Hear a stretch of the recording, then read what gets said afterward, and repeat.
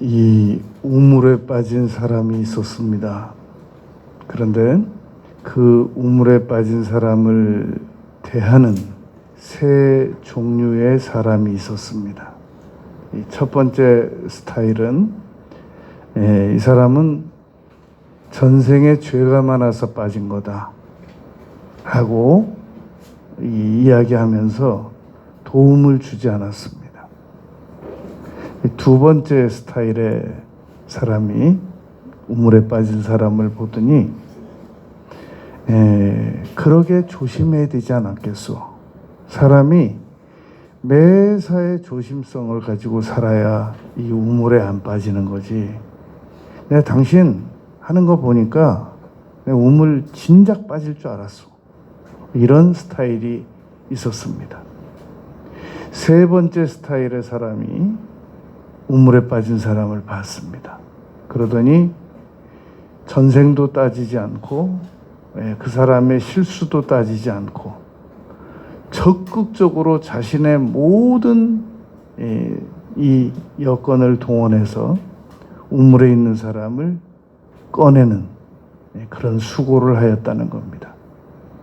첫 번째 스타일은 전생에 죄가 많다라고 평가하면서 도와주지 않은 것은 불교 스타일입니다. 두 번째, 매사에 조심해야 되지 않았겠소. 그러기에 내 당신 딱 빠질 줄 알았소. 이 유교 스타일입니다. 세 번째, 이 사람이 과거에 어떤 일로 이렇게 빠지게 됐든지 무슨 실수를 했든지 조심성이 있었든지 없었든지 일체 따지지 않고 건져낸 것이 바로 기독교다라는 것입니다. 오늘 우리는 이 요한복음 1장 12절 말씀을 세 가지 관점에서 바라볼 겁니다. 첫 번째는 심리학적 관점에서 이 구절이 어떤 효력을 발생시키는가 하는 문제입니다. 두 번째는 성경적 관점에서 요한복음 1장 12절이 어떤 의미를 가지고 있는가, 이 단어마다 이 맥락적으로 문장 전체를 이해할 겁니다. 세 번째는 이 구절 말씀대로 영접 기도를 우리가 하게 되면 어떤 효력이 발생되는가, 이 부분을 우리가 공부를 하겠습니다. 첫 번째로 이 구절에 대한 심리학적 견해는 그러합니다. 우리가 이 영접을 하게 되면, 입으로 시인을 하게 되면 입으로 시인하지 않았을 때보다 훨씬 더 이 믿음이 가중이 됩니다. 그리고 이 입으로 시인을 하는 것은 서명을 하는 것보다도 훨씬 더 강력한 시인 효과를 가지고 있고, 그리고 입으로 시인하는 순간부터 소속감이 발생됩니다. 그리고 정체감이 형성이 됩니다. 그래서 이 입으로 시인하고 그리고 그것을 마음으로 믿으면서 얻게 되는 효력이 권세를 부여받게 된다라는 말입니다.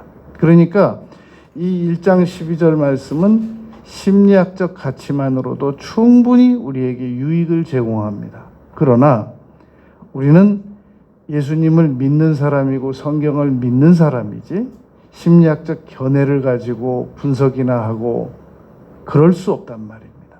그래서 이 구절을 우리가 낱낱이 이해를 해볼 겁니다. 우선 요한복음 1장 1절부터 이 9절까지 말씀은 분명히 예수님께서는 믿을 만한 분이셨다라는 겁니다. 충분한 믿을 수 있는 근거를 우리에게 제시하고도 남았다.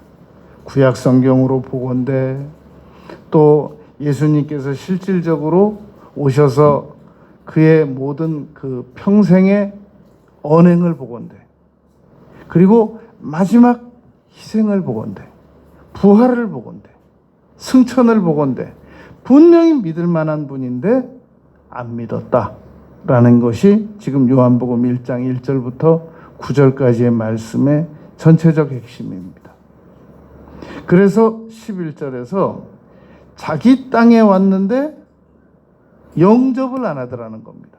지금 우리가 요한복음 1장 12절에서 영접이라는 단어가 어떤 단어인지 아주 세밀하게 분석을 할 겁니다. 11절에서 자기 백성들이 영접을 안 했더라, 그런 말입니다. 그래서 13절에서 이것은 어떤 능력을 다 동원해도 도저히 인간적으로는 영접할 수 없다. 그러므로 1장 12절처럼 영접하는 사람들만 하나님의 자녀가 되고 특권을 얻는다, 권세를 얻는다, 그 말씀을 지금 하고 있습니다. 자, 이 구절을 이제 1장 12절을 우리가 이해를 해보겠습니다.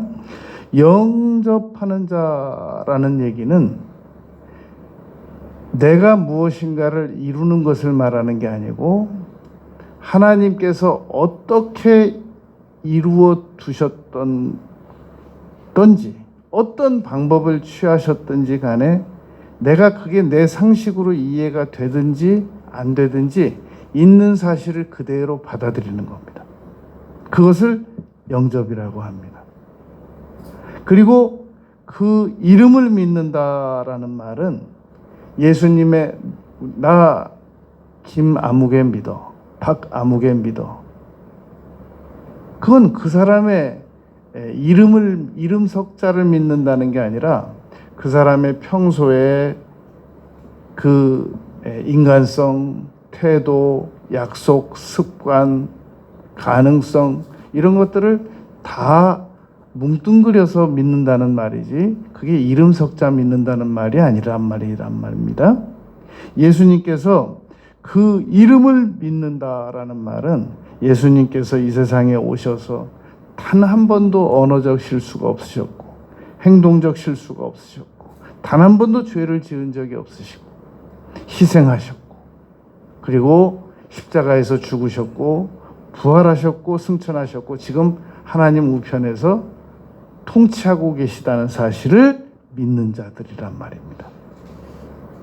이 믿는다는 것은 성경의 근거를 가지고 예수님께서 이미 행하신 일들을 근거로 믿는다는 거지, 이게 나의 추상적 계산법으로 어디 옆집 사람한테 들은 얘기를 근거로 믿는 것이 아니라는 말입니다. 그래서 그 이름을 믿는다는 말은 예수님께서 행하신 약속을 믿는다 라는 뜻입니다. 그런데 이렇게 믿게 되면 어떤 일이 발생되느냐 하면은 하나님의 자녀가 되는 권세를 받는다, 하나님의 자녀가 된다, 이렇게 되면 어느 기업의 직원이 된다, 입사가 된다, 종이 된다, 그런 개념이 아닙니다. 자녀가 된다라는 얘기란 말입니다. 이 자녀라고 하는 것은 양자가 된다라는 말로 로마서 8장 15절 갈라디아서 4장에 기록이 되어 있단 말입니다. 자녀가 된다라는 말은 천사는 자녀가 될 수 없다고 히브리서 1장 2장에 기록이 되어 있지 않습니까? 자녀가 된다라는 말은 반드시 상속받을 게 있다라는 말입니다. 어떤 형태로든지. 그래서 이 물질적인 상속을 받을 수 있게 되는데 예수님 약속에 의하면 세상에서도 복을 받지만 천국에서도 복을 받는다. 두 가지 다 복을 받는다 라고 말하고 있습니다. 그렇다고 고난이 없는 것은 아니다라는 겁니다. 로마서에 보면 바울 사도는 우리 예수님 믿는 사람들에게 징계도 받아야 되고 훈련을 받아야 되기 때문에 고난도 받아 따라온다 라고 말하고 있단 말입니다. 그런데 여기서 말하는 권세를 가졌다 그럽니다. 여러분, 이 영어 성경이 우리는 이제 개역 성경을 표준으로 쓰고 있는데 영어 성경이 전 세계적으로 10권이 넘습니다. 그 중에 대표적인 것이 킹 제임스 버전인데, 그리고 전 세계적으로 많이 사용되는 영어 성경이 이 NIV입니다. 그런데 보통 권위적으로 보면 킹 제임스 버전이 NIV보다 훨씬 더 상위에 있습니다.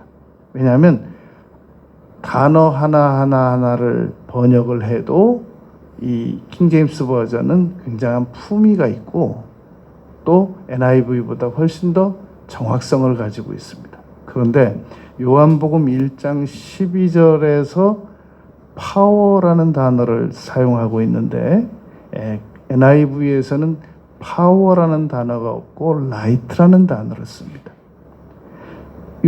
요한복음 1장 12절의 영문 번역은 NIV가 더 낫습니다.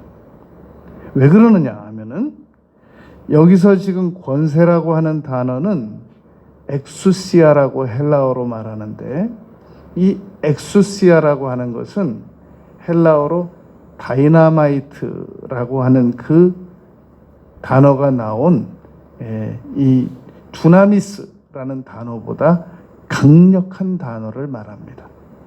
그러니까 여기서 말하는 권세를 주셨으니라는 말은 우리가 예수님을 영접함으로 말미암아 권세가 이루어졌다라는 말입니다.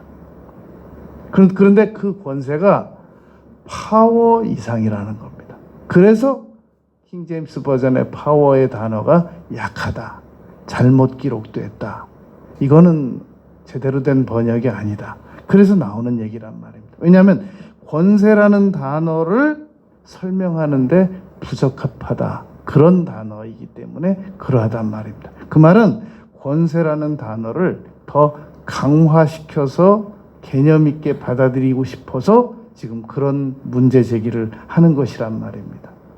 우리가 권세를 받았다라는 말은 예수님께서 마태복음 28장 끝에서 하늘과 땅의 모든 권세를 하나님께로부터 예수님께서 받으셨다 그랬단 말입니다. 그런데 그 권세를 우리도 받는다란 말입니다. 우리도. 이게 믿어지기가 어려운데 평생 죄 짓고 살다가 예수님을 영접 한번 했다고 해가지고 그게 어떻게 가능하겠느냐? 안 믿으려고 한단 말입니다. 못 믿으려고 한단 말입니다. 그런데 믿어야 됩니다. 그걸 받아들여야 됩니다. 바로 이 구절을 안 믿기 때문에 창세기 1장 28절에서 다스리라. 그리고 창세기 4장에서 죄의 소원은 내게 있으나 너는 죄를 다스리라. 이 다스리라는 말씀도 못 믿고 살아가는 겁니다. 이 구절을 정확하게 믿게 되면 맞아. 나에게 다스리는 능력이 있어. 나는 왜 다스리는 능력을 사용을 안 했을까? 이게 믿어진단 말입니다. 그런데 권세가 안 믿어지면 다스리는 것도 안 믿어지고 권세가 믿어지면 다스리는 것도 믿어집니다. 그러므로 내게 다스리는 능력이 있다. 이 다스리는 능력을 잘못 오해해가지고 초인적 능력이 있다. 그렇게 또 끌고 나가면 안 됩니다. 비행기 탈 일은 비행기로 해결해야 되고 배 탈 일은 배로 해결해야 되고 예수님께서도 배를 타셨는데 저 아프리카에서 예수님께서 바다 위를 걸으셨다는 거 흉내내다가 청년들이 빠져 죽은 사실이 있단 말입니다. 자연 법칙은 그대로가 하나님 뜻이라는 겁니다. 여러분, 에베레스트 산을 등반한 많은 사람들이 올라가지도 못하고 지금 죽어서 얼어서 거기 수십 구의 시신들이 있는데 지금 그 에베레스트 산의 온도가 점차 높아져 가고 있답니다. 그래가지고 그 수십 년 전부터 죽은 사람들이 자꾸 이렇게 그 모습이 드러나는 겁니다.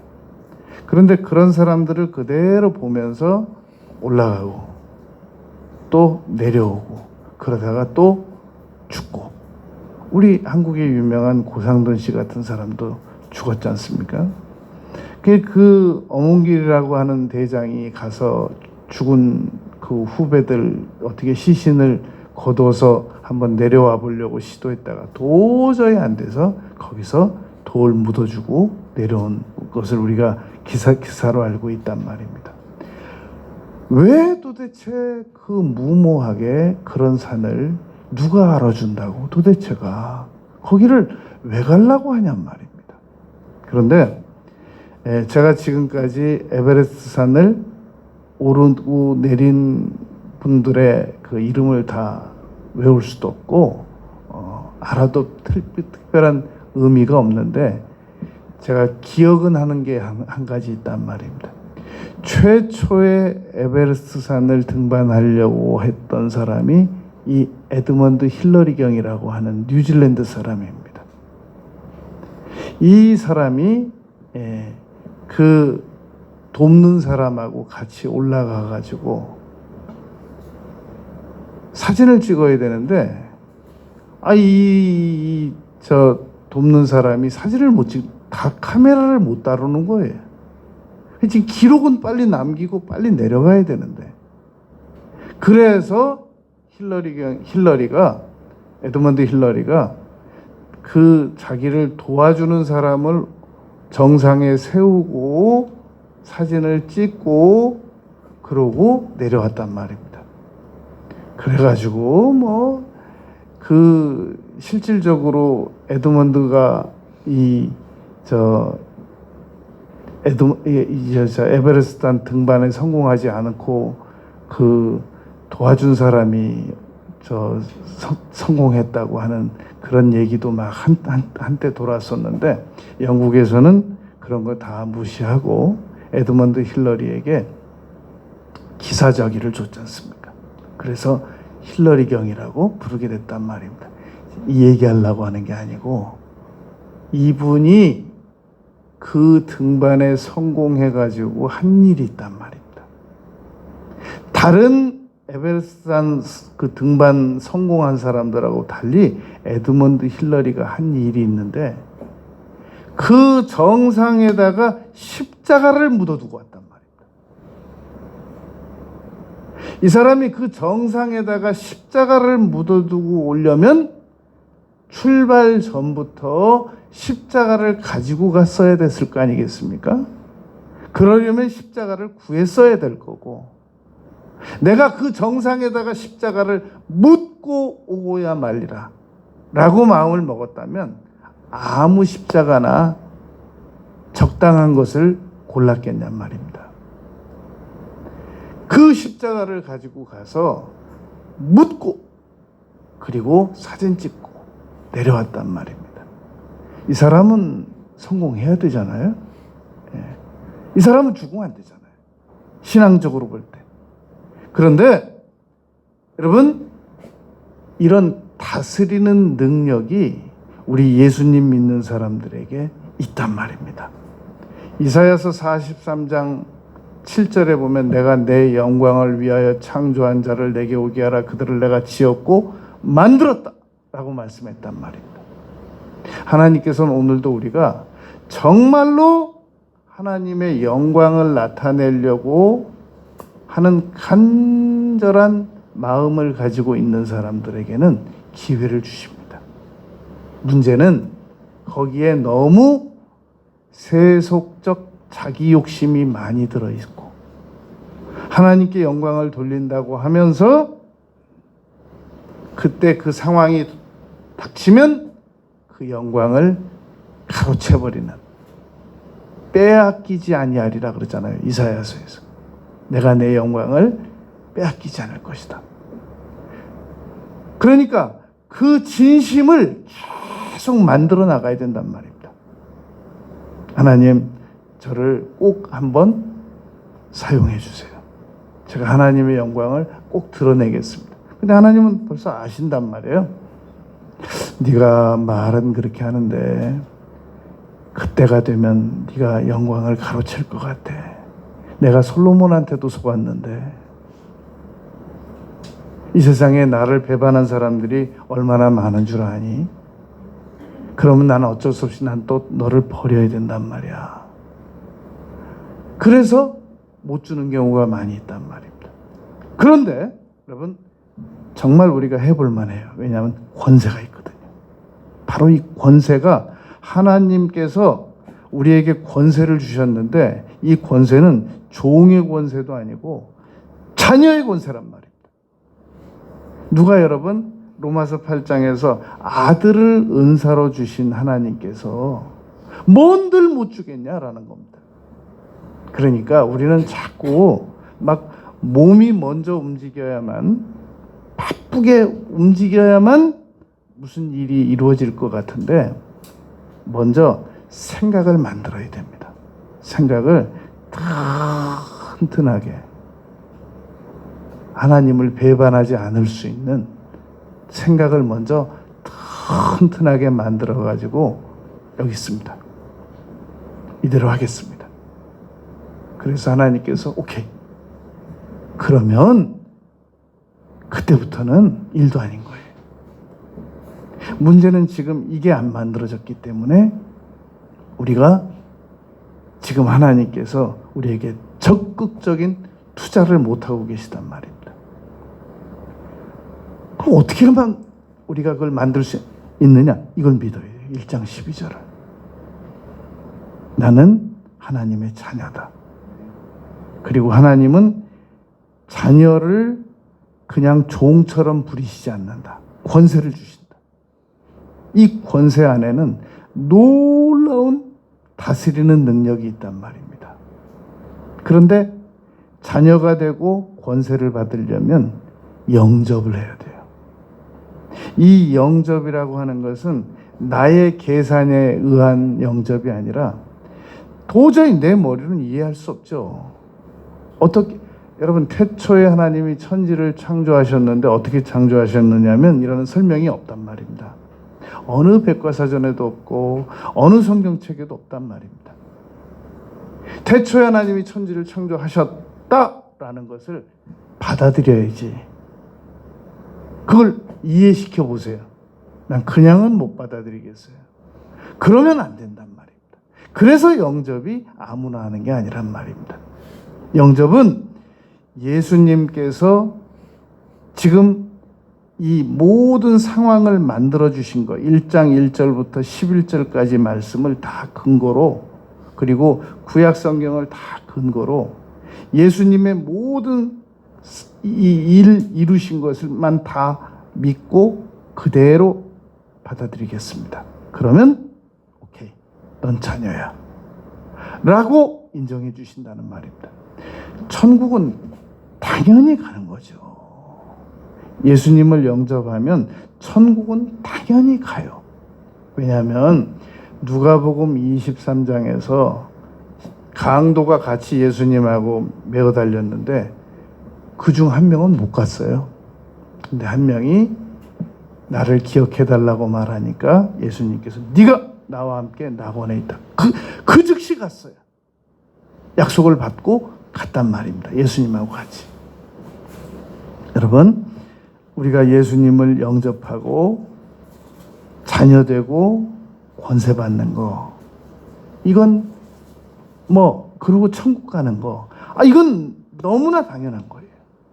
문제는 남은 생애 동안 하나님의 자녀로서 우리가 살아갈 수 있겠느냐는 겁니다. 그럼 하나님의 자녀로서 살아가는 게 어떻게 살아가는 거냐? 믿는 거예요. 1번이 믿는 거예요. 나는 하나님의 자녀다.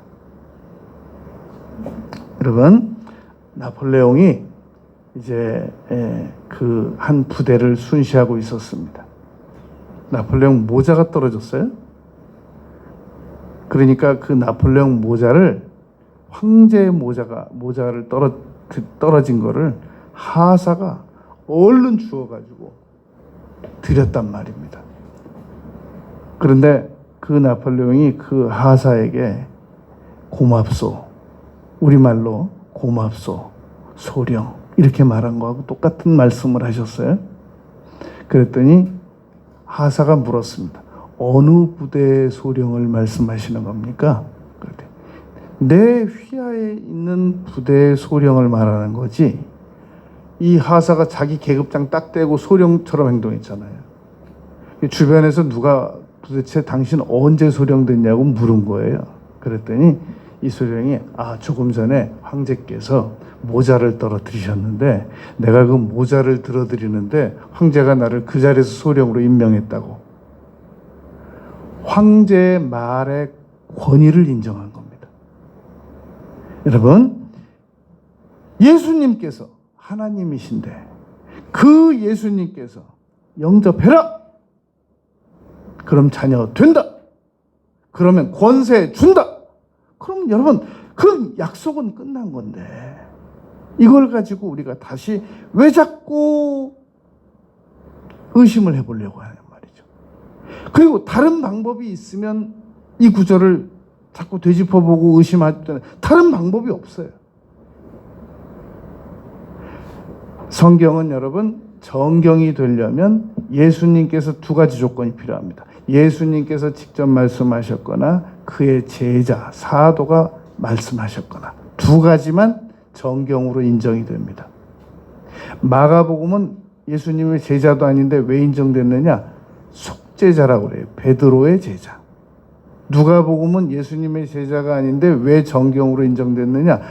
바울 사도의 제자. 속제자기 때문에 정경으로 들어온 거예요. 성경은 정경이 될 수 있으려면 예수님께서 말씀하셨느냐, 사도가 말씀하셨느냐, 두 가지만 정경이 이루어질 수 있는 근거가 됩니다. 요한복음 1장 12절을 우리가 이해할 수 있는 방법이 로마서 10장 9절 10절입니다. 로마서 10장 9절 10절에 보면 마음으로 믿고 입으로 시인하면 구원받는다 라고 기록되어 있단 말입니다. 그러니까 요한복음 1장 12절을 마음으로 믿고 입으로 시인하면 하나님의 자녀가 되는 권세 효력이 그 시간부터 발생되기 시작한다는 말입니다. 여러분, 제가 정철 선생님이, 저는 그분 잘 모르는데 제가 그분을 참 가상하고 기특하게 보는 거는 그분이 자기 영어 실력을 가지고 자꾸 영어 성경을 가르쳐요, 사람들에게.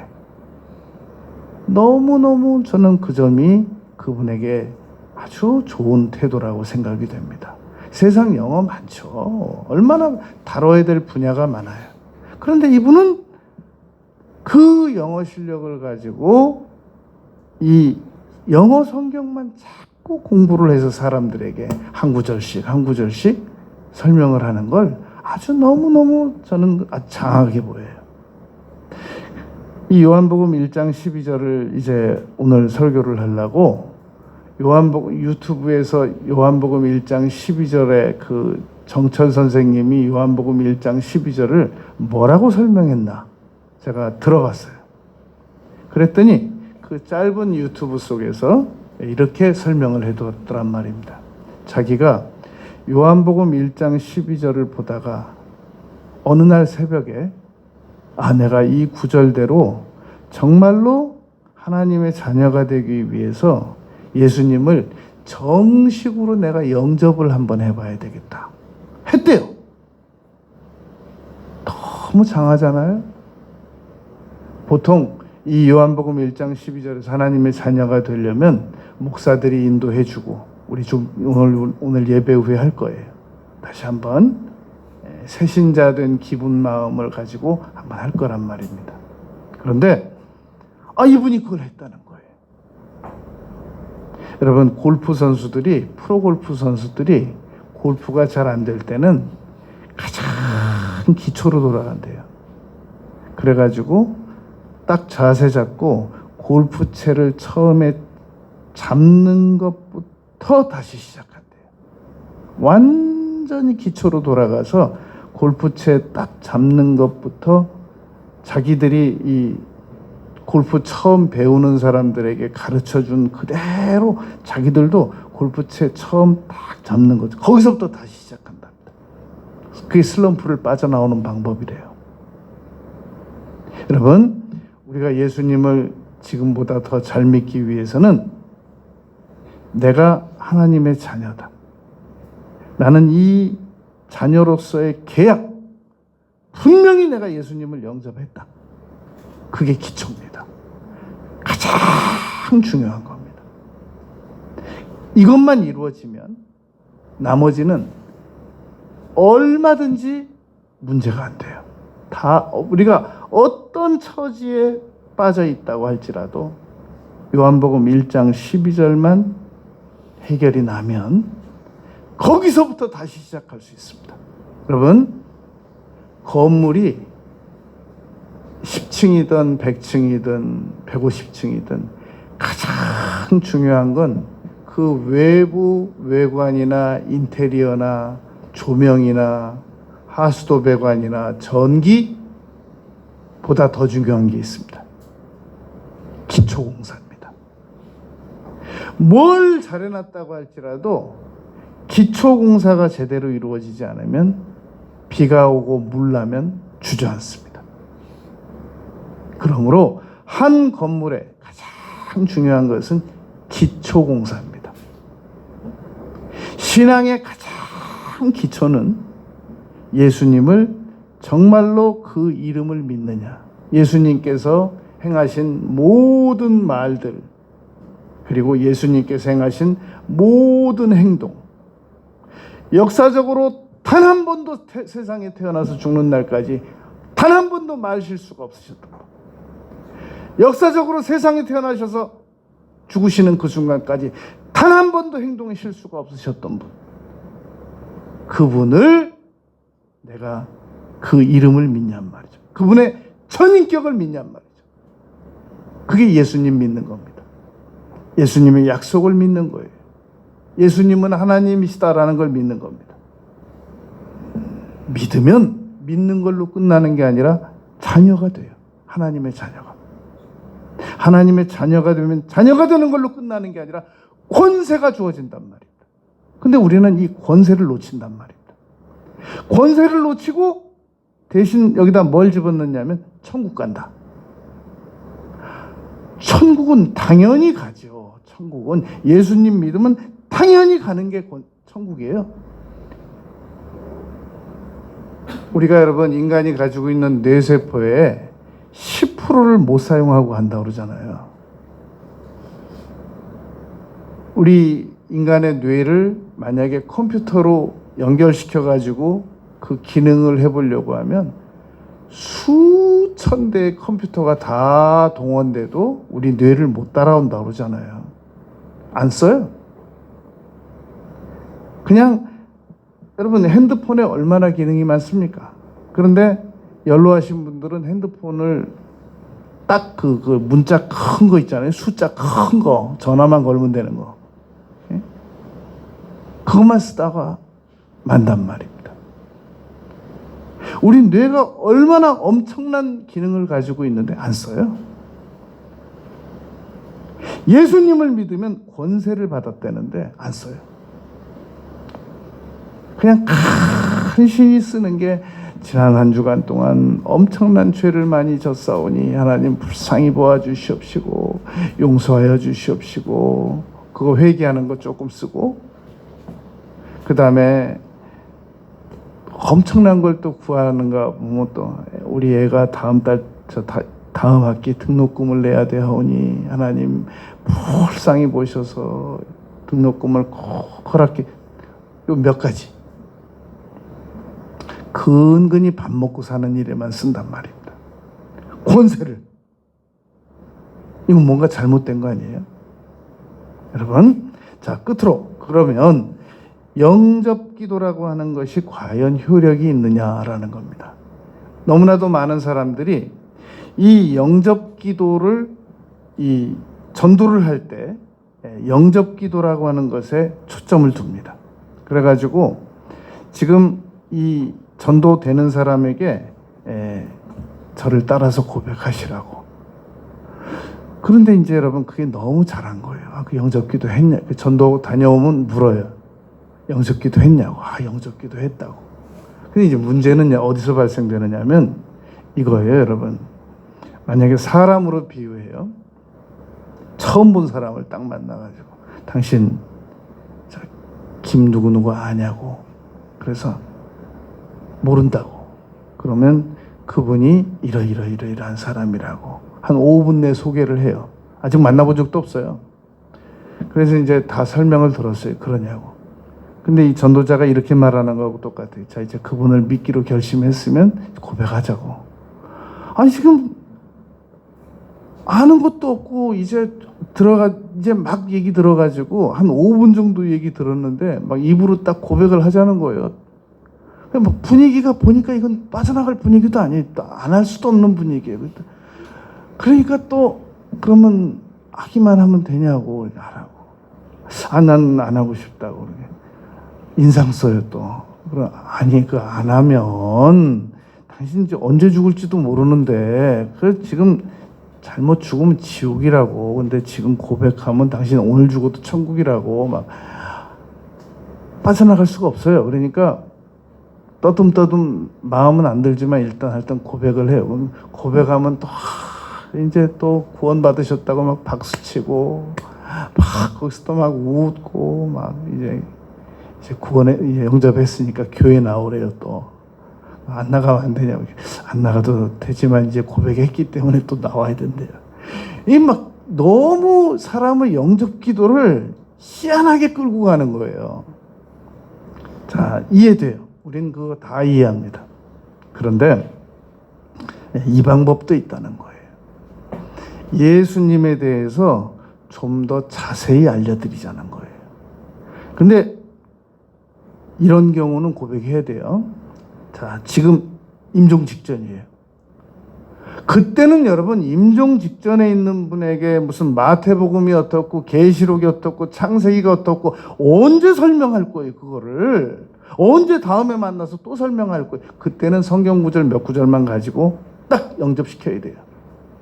안 한다고 그러면 막 설득해야 돼요. 강도가 무슨 예수님께서 성경 구절을 5개, 7개 사용해서 강도가 나와 함께 낙원에 갈 것이다. 안 그랬거든요. 아주 급한 영접 기도는 즉시시켜야 돼요.